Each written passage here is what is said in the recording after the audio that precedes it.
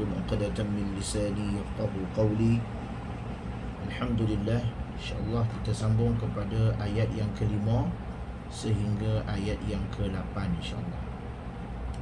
Baiklah. Pada ayat yang kelima, Allah Subhanahu wa taala menyatakan tentang وَمَا أُمِرُوا إِلَّا لِيَعْبُدُوا اللَّهَ مُخْلِصِينَ لَهُ الدِّينَ.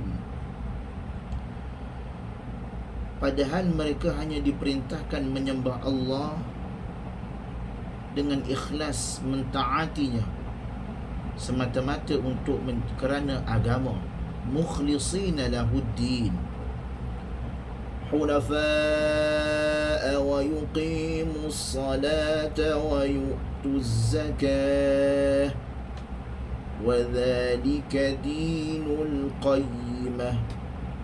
yakni melaksanakan salat dan menunaikan zakat, dan inilah agama yang benar. Pada ayat yang kelima ini, Allah Subhanahu wa taala menerangkan kepada kita tentang Islam ditegakkan di atas 5 tiang. Yang pertama, menyembah Allah, yakni mengakui dengan adanya kalimah syahadah, asyhadu an la ilaha illallah wa asyhadu anna Muhammadar Rasulullah. Dan kemudian salat. Selepas kita syahadah, yakni mentaati Allah itu, kita mesti melaksanakan salat, yakni melaksanakan salat dan menunaikan zakat. Dalam hal ini Allah Subhanahu wa taala menerangkan secara ringkas tentang pasak kepada tiang agama itu sendiri. Oleh sebab itu, apabila disebutkan tentang agama yang benar selain salat dan juga zakat, maka apa yang perlu kita hadirkan pada diri kita adalah memperbanyakkan sedekah. Kerana dalam surah Al-Munafiqun, Allah Subhanahu wa taala menerangkan tentang wa anfiqu mimma razaqnakum min قبل أن يأتي أحدكم الموت فيقول ربي لولا أخرتني إلى أجل قريب. Dan infakkanlah sebahagian daripada apa yang telah kami berikan kepadamu. Yakni apabila Allah berikan kita rezeki, kita ada harta yang banyak, rezeki kita lebih sedikit daripada orang lain, maka infakkanlah, sedekahkanlah, belanjakanlah pada jalan Allah. Kemudian min qabl ayyatiya ahadakumul maut, sebelum kematian ini datang kepada kita, sebelum kita ini mati, belanjakanlah harta. Jangan simpan sebelum kita mati. Kerana apabila kita telah mati, Allah ni telah menceritakan tentang perihal ahlul qubur, orang yang telah mati. Dia kata, apa orang mati tu kata? فَيَقُولَ رَبِّ لَوْلَا أَخَّرْتَنِي إِلَى أَجَلٍ قَرِيبٍ. Dia kata, fayaqul Rabbi, wahai Tuhan, laula akhartani ila ajalin qarib, engkau menangguhkan sekejap, ataupun kau tangguh dulu kematian aku sekejap lah, nak bangun balik, aku nak bangun balik, tangguhkan kejap. Fa asaddaqa wa akum minas salihin, nescaya aku akan bersedekah dan aku akan termasuk orang-orang yang saleh, yakni orang-orang yang mengerjakan salat dan orang-orang yang mengerjakan kebaikan. Allah kata fa asaddaqa, Kerana apa? Kerana infak, zakat dan sedekah ini adalah satu mesin ATM kita yang akan memberi pahala kepada kita tatkala kita kesunyian di alam kubur, tatkala kita keseorangan di alam kubur. Kita ni di alam kubur nanti sorang-sorang. Tidak ada handphone nak call anak, tak ada. Umpamanya, bayangkan kalau kita pergi ke tanah haram ataupun kita pergi ke satu negara, dihantar ke satu negara, sampai ke lapangan terbang, tidak ada siapa yang kita kenal, handphone pun tak bawa. Tidak ada siapa yang kita kenal, handphone pun kita tak bawa. Siapa kita nak harapkan? Kita paling-paling pun mengharapkan adalah orang-orang tolong.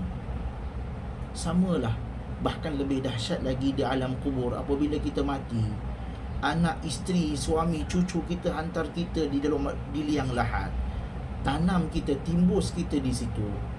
Kemudian apabila kita di alam kubur, siapa nak tolong kita?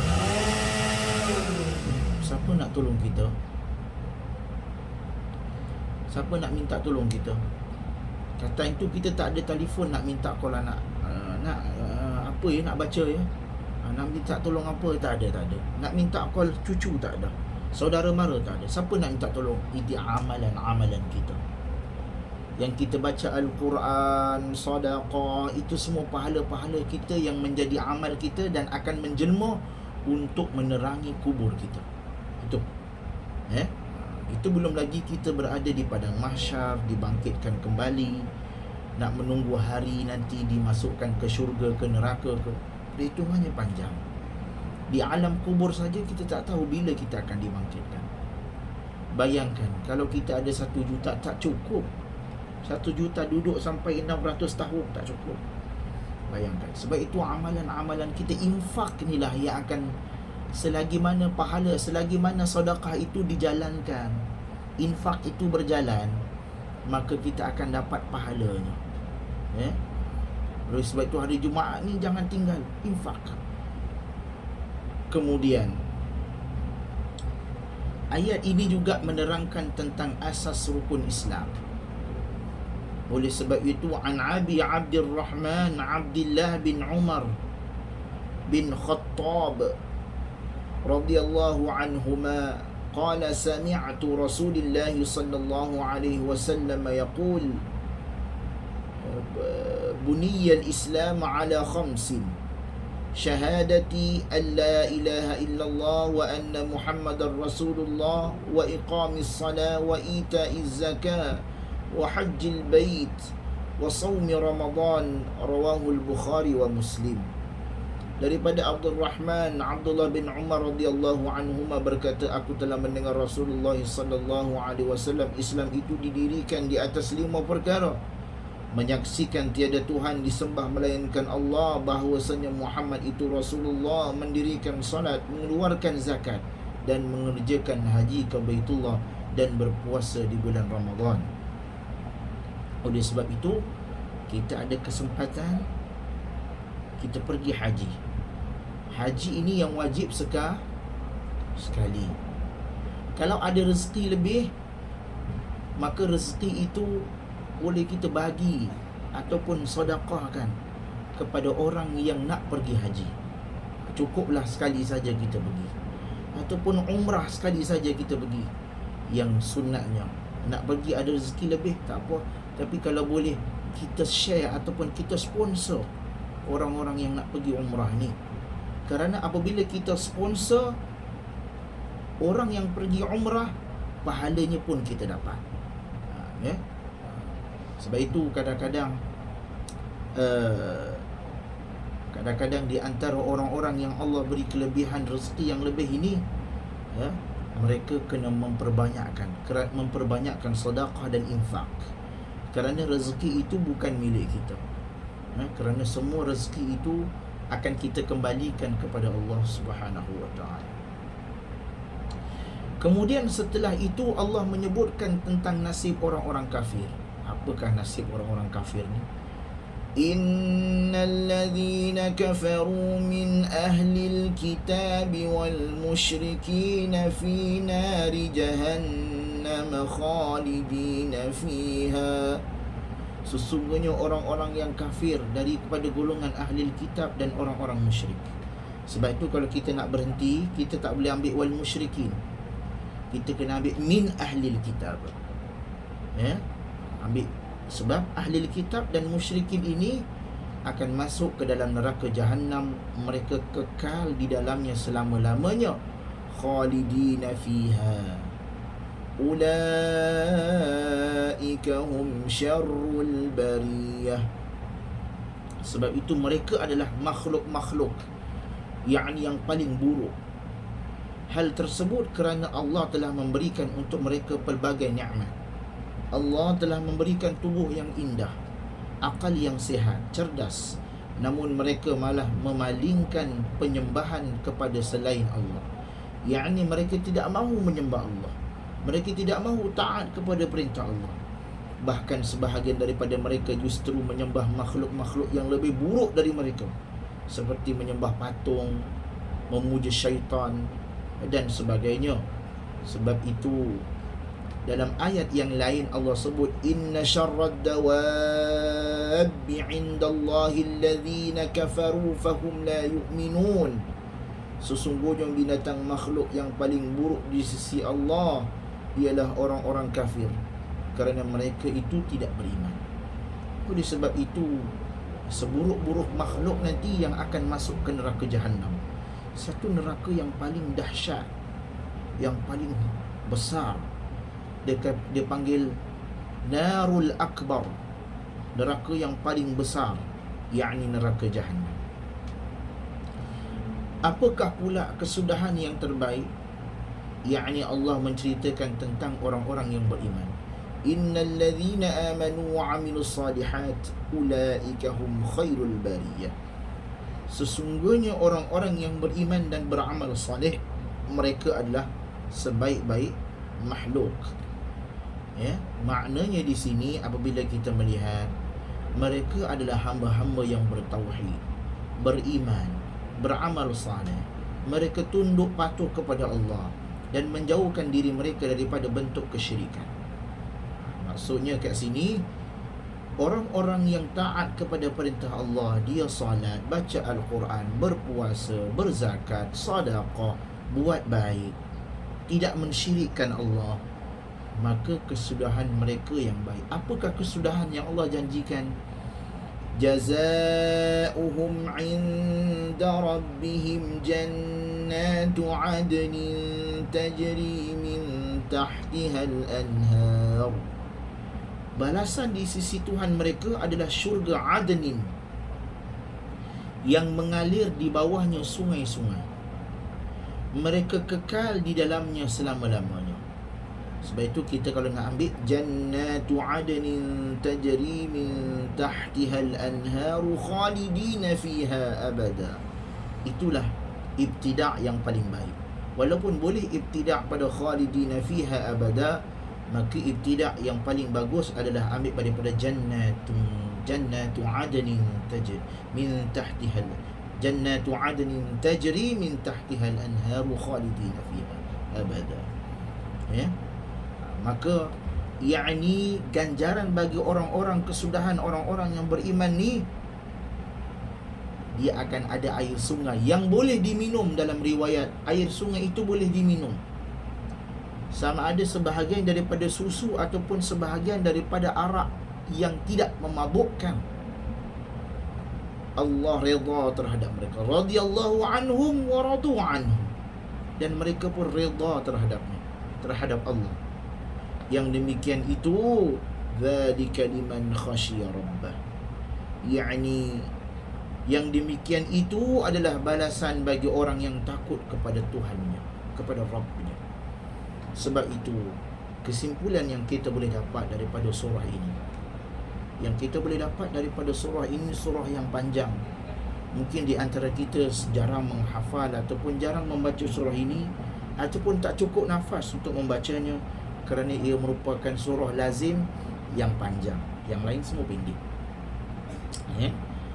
Jadi kesudahan yang kita dapat daripada surah ini adalah yang pertama sekali, hendaklah kita sentiasa melakukan amal ibadah kepada Allah. Sebab itu daripada awal lagi disebutkan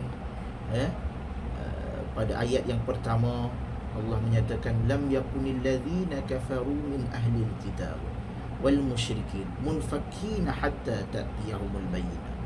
Orang-orang yang kafir daripada ahli kitab dan musyrik ini tidak akan meninggalkan agama mereka sampai bukti kepadanya. Sebab itu kita ini dah diberikan hidayah oleh Allah. Beruntung kita sebagai agama Islam, maka peganglah agama Islam itu sampai akhir hayat kita. Sampaikan berita ini kepada anak cucu kita. Jangan sampai mereka menukar agama, menukar akidah, menukar kepercayaan mereka. Jangan sampai anak kita walaupun pendidikan tinggi tetapi masih lagi terperangkap dengan perangkap-perangkap ajaran-ajaran sesat, terperangkap dengan ajaran-ajaran yang menyeleweng daripada agama yang benar. Tidak dinafikan kadang-kadang ajaran sesat ini di antara ahli dan pengikutnya adalah orang-orang yang mempunyai mempunyai pengajian dan pelajaran yang tinggi. Termasuklah kadang-kadang ustaz dan ustazah pun terjebak ke arah ajaran-ajaran sesat ini. Sebab itu kita mesti minta ihdinas siratal mustaqim, tunjukilah kami jalan yang lurus. Yang kedua, yakni hendaklah kita berpegang kepada apa yang diamalkan oleh sunnah Nabi sallallahu alaihi wasallam. Apa yang Nabi ikut, apa yang Nabi cakap, mesti kita kena buat. Contohnya, kita kalau boleh ikutlah sunnah Nabi sekurang-kurangnya, kalau tak banyak pun sedikit. Jangan, kalau tak boleh buat semua, jangan tinggal semua.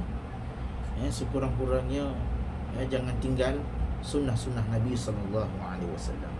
Dan yang ketiga, berpeganglah kepada Al-Quran, kerana Al-Quran ini fiha kutubun qayyimah.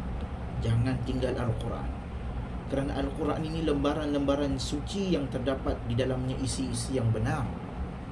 Oleh sebab itu, bila kita berpegang kepada Al-Quran, taat kepada apa yang Allah suruh, maka balasan kita adalah yang terakhir, jazaohum 'inda rabbihim jannatu 'adnin tajri min tahtiha al-anhar khalidina fiha abada. Bagi mereka yang mengikuti apa yang Allah suruh, berpegang kepada Al-Quran, mengikuti sunnah Nabi, bersalat dan bersedekah, maka yang ganjaran mereka adalah yang mengalir di bawahnya sungai-sungai. Kita nak sampai syurga ni lama lagi. Nak sampai ke nikmat yang ini sangat lama. Jadi apa yang kita perlu buat? Kumpul pahala banyak-banyak. Dan yang ketiga dan yang terakhir, jangan sampai kita muflis. Muflis ni maksudnya, yakni jangan sampai kita bankrupt di akhirat. Kata Nabi, orang-orang yang bankrupt ini dia berzakat, dia solat, pahala dia banyak, tapi dia mengumpat orang, dia komen macam-macam kat Facebook, dia perli orang tu. Kadang-kadang typing kita ni kadang-kadang memerli ataupun mengutuk. Kita tak tahu benda tu betul ke tak betul, kita pergi kutuk dia, ini tak betul ni, ini macam-macam. Maka dalam hal ini berhati-hati.